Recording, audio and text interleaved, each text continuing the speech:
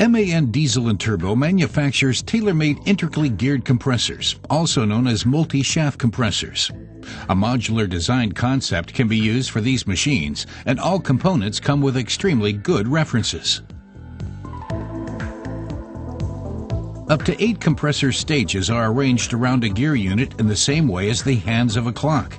The basic principle is the same in that only one drive unit is needed to rotate them at different speeds. This compressor has 6 stages, arranged in 2 sections. Downstream of the second stage, the customer can draw off a specific volume at medium pressure. The remainder is further compressed to the desired discharge pressure by the second section consisting of stages 3 to 6. Each stage contains an impeller, and each pair of stages with the same impeller speed is arranged opposite each other.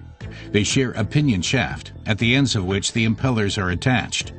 Inlet guide vanes are mounted in front of the first stage of each section, here stages 1 and 3. Their blades can be adjusted synchronously, which enables each section to be controlled individually. Each pinion shaft meshes in the bowl gear with its central teeth.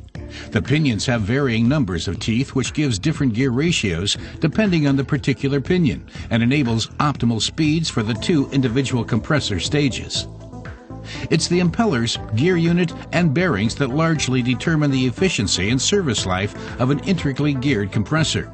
And with MAN Diesel and Turbo, the design of all components and the related know-how come from one source. Whether dry or humid air, refrigerant, nitrogen, carbon monoxide, or dioxide, the rotating impeller sucks the respective process gas through the inlet guide vane unit. Centrifugal force works here in the same way as with a roundabout and accelerates the gas radially in the blade channels, that is to say from inside to outside. This provides the gas with kinetic energy, which is transformed into pressure energy in the impeller and diffuser. The volute then collects the gas. With each compression, the gas temperature rises. This in turn somewhat reduces the density and increases the volume. Because this means that the following compression process would then require more energy, the gas flows after each stage through piping to an intercooler that reduces the gas temperature before the gas enters the next stage. The shown process, axial flow to the stage, compression, and transfer to the intercooler, repeats itself stage by stage. This raises the pressure incrementally.